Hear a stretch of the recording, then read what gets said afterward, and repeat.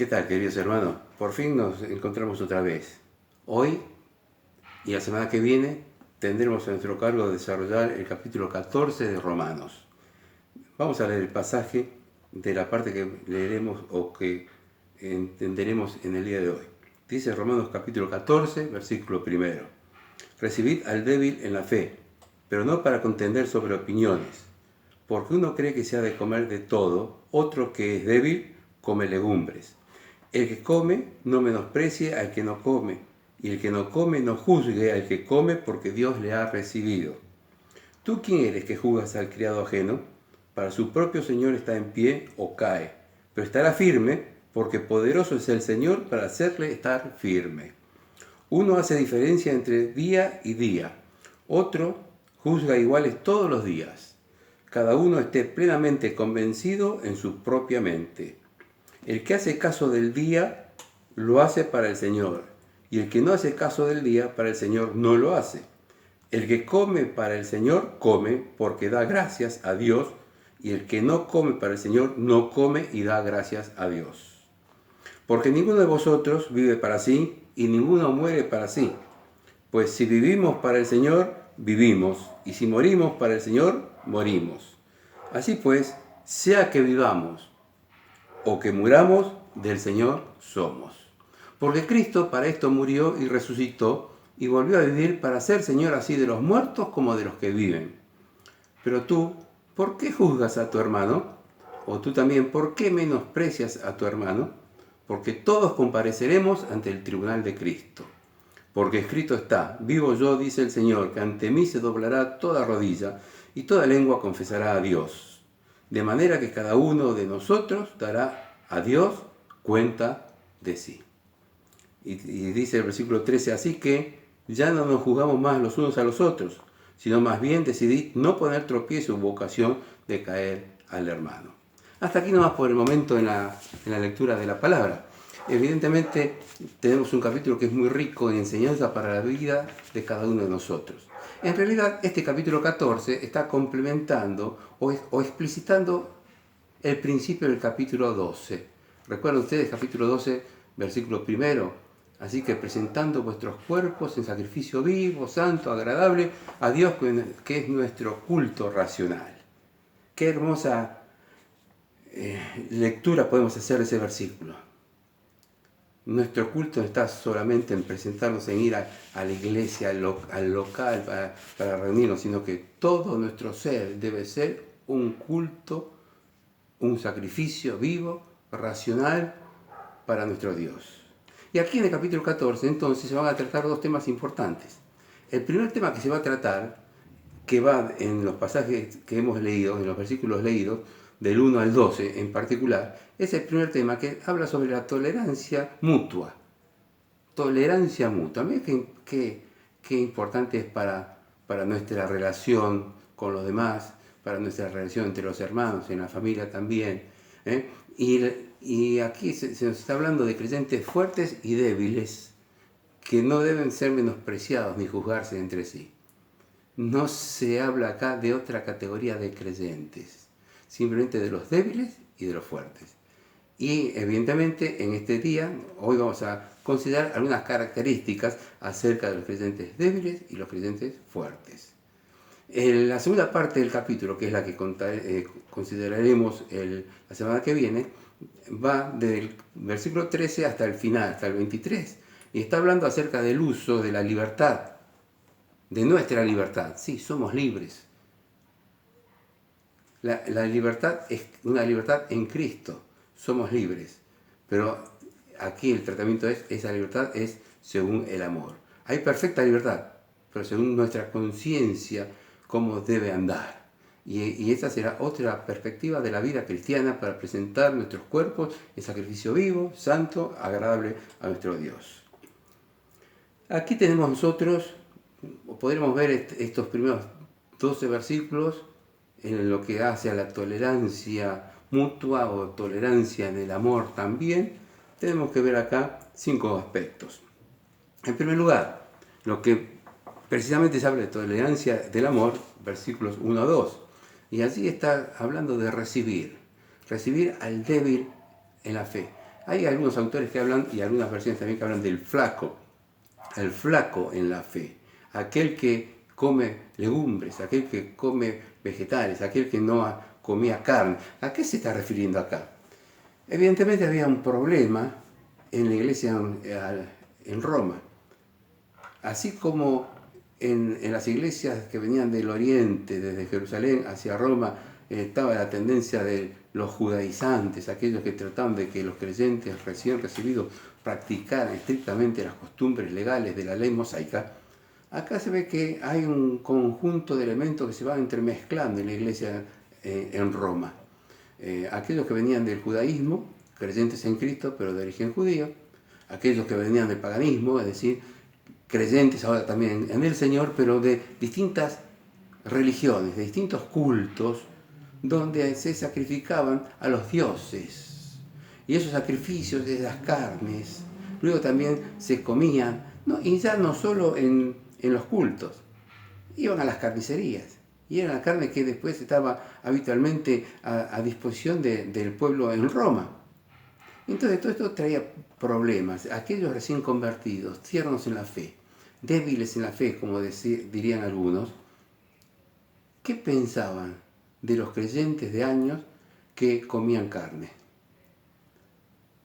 La carne para nosotros es algo sabroso, y más siendo rioplatense, pero evidentemente acá tenía un contexto negativo porque era carne sacrificada a los ídolos. Pablo ya en otras escrituras va a enseñar que no hay razón por no comer carne, porque es una cuestión de conciencia, uno no ha sacrificado a los ídolos, y esa carne está para el servicio nuestro. Y allí también viene refrescar en nuestras mentes cuando Pedro estaba en la casa de Cornelio y tenía él también ese gran cargo de conciencia entre judaizantes, y él era uno de ellos con los gentiles. Y allí hay un lienzo que se desciende en esa visión que recibe, y de distintas clases de animales.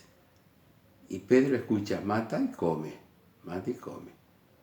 Es decir, que el creyente en Cristo tenía libertad para tomar de todo lo que estaba en la naturaleza, ya sea legumbres, ya sea carne.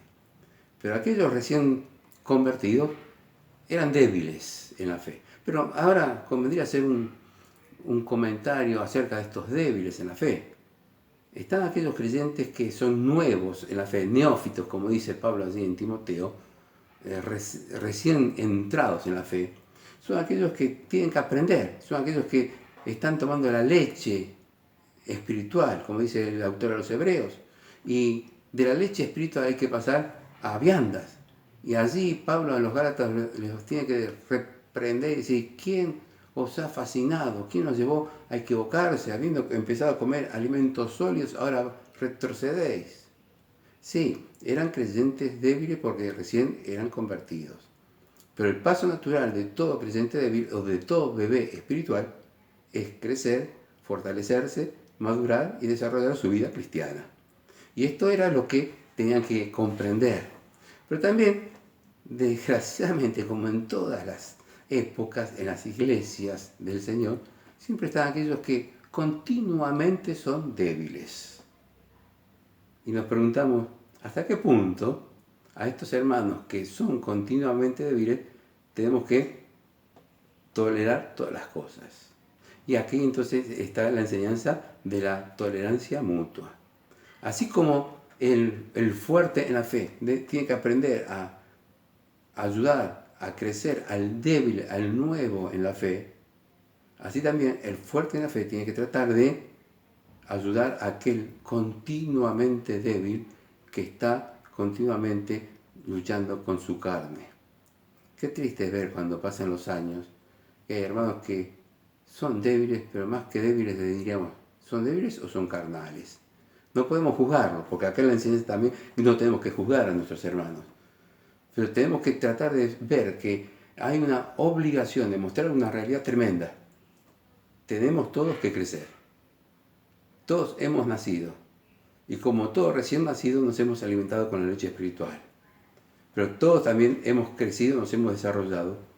Y debemos no seguir alimentándonos con la leche espiritual, sino con la leche, con el alimento sólido. Y acá dice recibirle. tenemos que recibir a todos aquellos hermanos. Y aquí recibirles no es simplemente recibirles como miembro de la iglesia, que le pedimos una carta, que buscamos referencias, que no haya pecado en su vida para ser recibido en plena comunión en medio nuestro, sino también aquellos que, estando débiles, necesitan ayuda y vienen de lugares que a lo mejor no han tenido toda la luz espiritual necesaria o bíblica. Y debemos nosotros, aquellos que entendemos que estamos en la verdad de Dios, tratar de que aquellos hermanos creyentes débiles crezcan, maduren y se gocen en la palabra de Dios. Esta es una gran responsabilidad de parte nuestra. Y no solamente de los ancianos de la congregación. Es una responsabilidad de todos nosotros, de ayudar al más débil, de ayudarle a crecer. Es en parte cumplir lo que dice Pablo allí en Gálatas, sobrellevando las cargas los unos a los otros y cumplir así la ley de Cristo. El sobrellevar las cargas es sobrellevar la debilidad de mi hermano, tomarlo en nuestros brazos, recibirlo con cariño y ayudarle. Porque sabemos que este hermano que es ayudado ahora, otra vez en el futuro, si Dios lo permite, va a ser de aquellos hermanos columnas en la iglesia que van a sobrellevar cargas, que van a ayudar a recibir a otros hermanos, a crecer y a madurar a aquellos débiles en la fe. Es hermoso ver cómo crece un bebé. También así debería ser que nos gocemos y nos alegremos de ver cómo aquellos hermanos que son recibidos en medio nuestro, que no tienen madurez bíblica o espiritual, van madurando y creciendo. Por eso también el compromiso de congregarnos, por eso también la obligación de enseñar a estos hermanos y que vean que en la iglesia del Señor hay pautas que están en la palabra de Dios. Y que lo que estamos practicando nosotros no son costumbres, sino que son enseñanzas de la Biblia. Y es muy triste si algún hermano o hermana no quiere seguir al unísono con toda la congregación. Es una pena, causa tristeza. Cuando nos congregamos en un lugar, estamos convencidos plenamente que allí nos ha traído o nos ha llevado el Señor.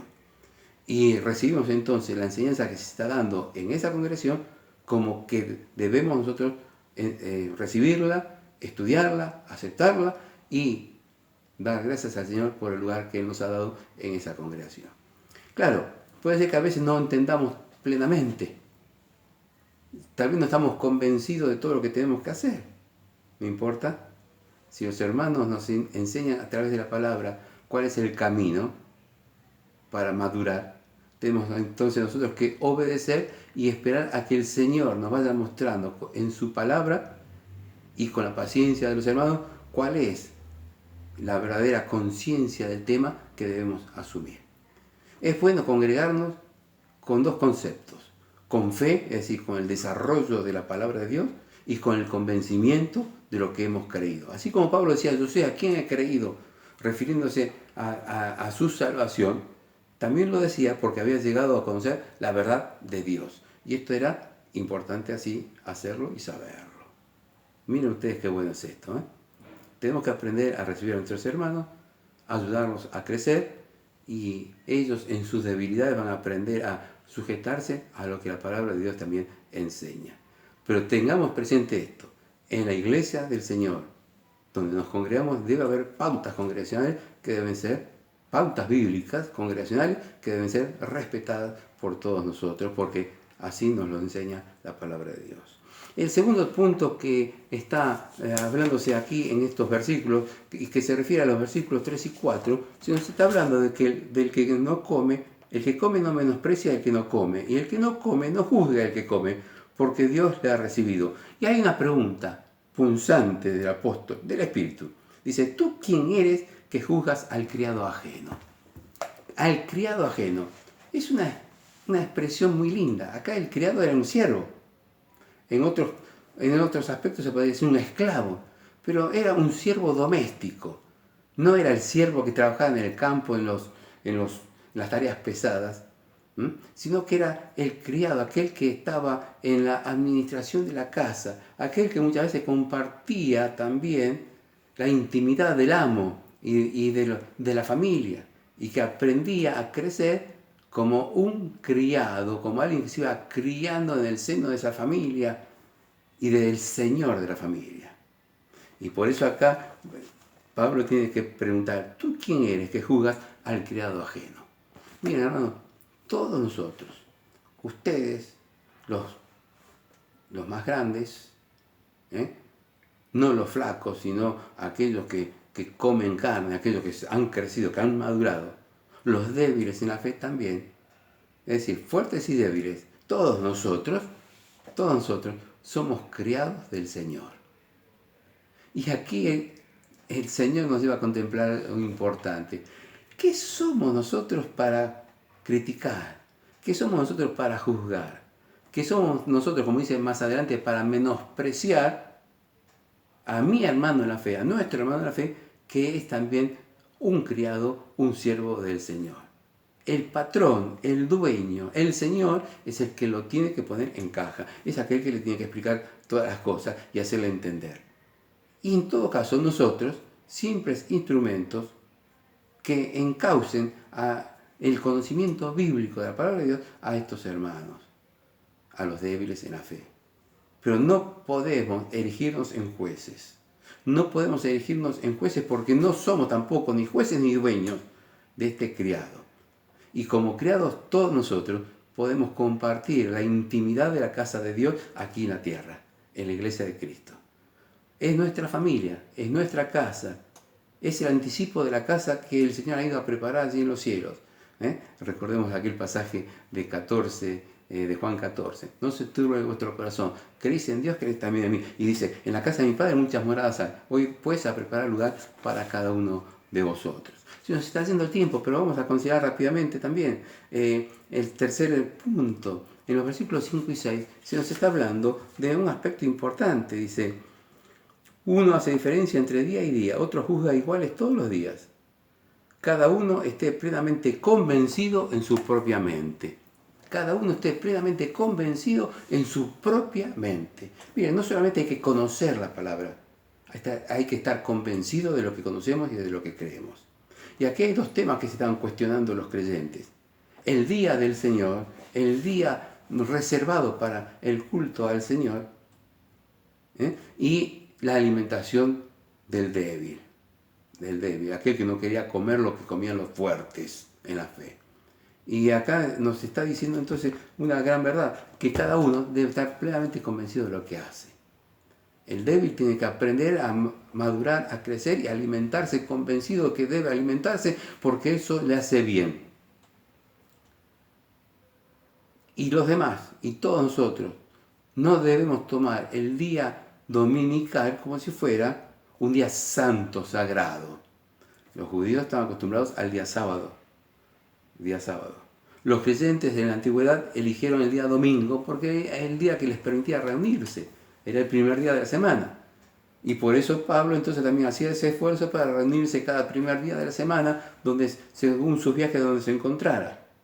Pero esto no significaba que había que santificar el día domingo, sino que cada día era santo para el Señor. Y entonces esto nos lleva a ver aquel versículo de Romanos capítulo 12, versículo 1. Para presentar nuestros sacrificios vivos, santo, agradable a nuestro Dios, que es nuestro culto racional, no tenemos que esperar el día domingo.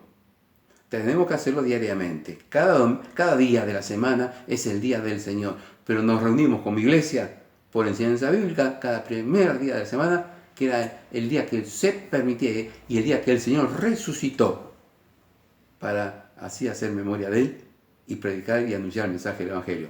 Pero recordemos, es el primer día de la semana, pero todos nuestros días deberían ser santos al Señor para así dedicar nuestra vida en culto agradable y racional a nuestro Dios. Ese era el tercer aspecto.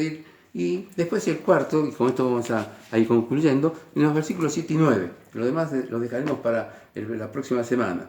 Del versículo 7 a 9 se nos habla del vivir y del no vivir. Nos aferramos nosotros como creyentes a la vida. Nos gozamos mucho de que tenemos la vida eterna, pero nos cuesta aprender que un día tendremos que dejar esto. Nos cuesta aprender que un día escucharemos la voz de Dios que nos viene a buscar. Y aquí la palabra está diciendo Pero si vivimos, para el Señor vivimos. Y si morimos, para el Señor vivimos. Así que sea que vivamos o que muramos, del Señor somos. No nos debe preocupar nuestra situación de existencia, porque somos del Señor. En esta existencia humana somos del Señor.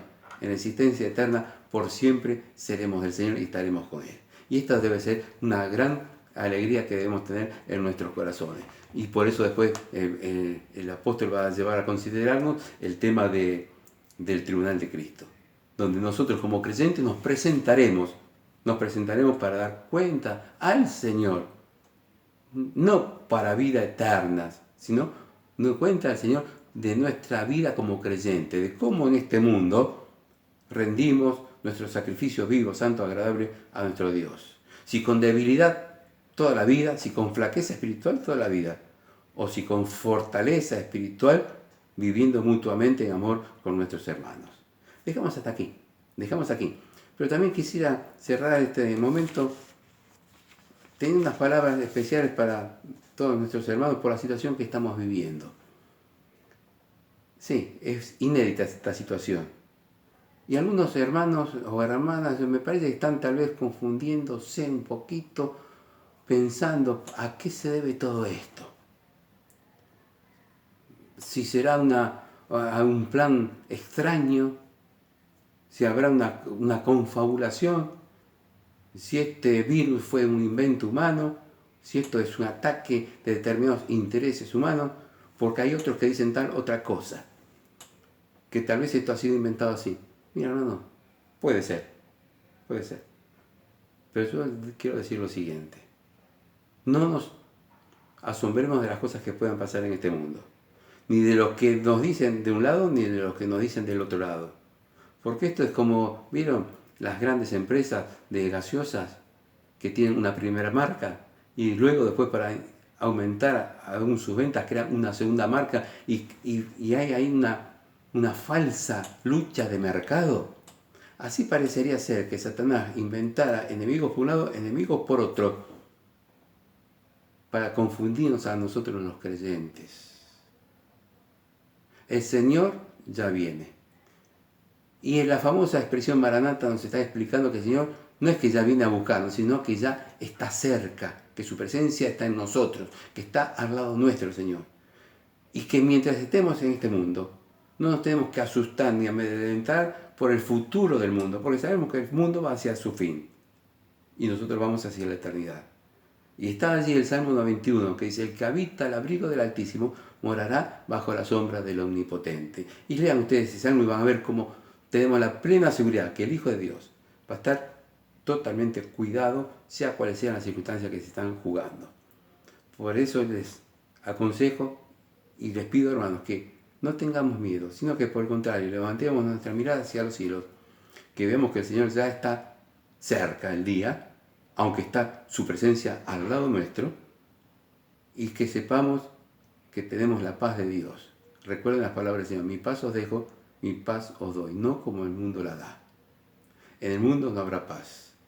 El mundo está desesperado, desorientado, desasorado totalmente, porque no sabe a dónde ir. Les parece imposible lo que estamos viviendo. Y a nosotros, aunque nos parece imposible, sabemos que se están cumpliendo los propósitos de Dios para el fin de todos los tiempos y para que Él nos venga a buscar. Y seremos libres de cualquier ira, de cualquier castigo, de cualquier persecución, los creyentes, porque el Señor vendrá a buscar a su iglesia, que compró con su sangre preciosa. Así que no tengamos temor. Y cuando nos sentimos desorientados, pensemos que estamos arropados por aquel Dios que nos abriga. El que habita el abrigo del Altísimo morará bajo la sombra del Omnipotente. La sombra de Dios está sobre nosotros. Nos cubre de todo pecado para salvación y nos cubre siempre de protección. Y así podremos experimentar la grandeza de Dios en nuestras vidas. Es otra forma esto también de dar nuestro culto racional a nuestro Dios poderoso que nos salvó, que nos ama y que quiere que crezcamos espiritualmente, que seamos hijos de Dios sólidos, maduros, completos, para gloria y honra de su nombre hasta que Él nos venga a buscar. Que el Señor nos bendiga y nos veremos entonces la semana que viene con el resto del capítulo.